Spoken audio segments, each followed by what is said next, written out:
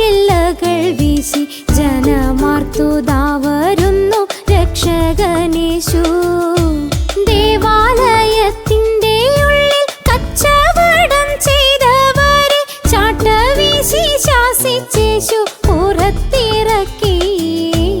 N പിതാവിൻ ഗേഹമീതു പ്രാർത്ഥനാ മന്ദിരമത്രേ, നിങ്ങളിതു തസ്കരർക്കു ഗഹ്വരമാക്കി. അപ്പോൾ അനേകം ജനങ്ങൾ യേശുവിനോശാന പാടി കുട്ടികളാഹ്ലാദമോടെ ആർപ്പു വിളിച്ചു.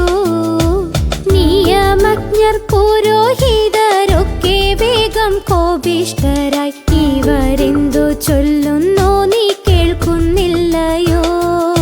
സ്തന്യം കുടിക്കുമാധാരം ദൈവസ്തുതി പാടി എന്ന വചനമുദ്ധരിച്ചേശു ഉത്തരമേകി.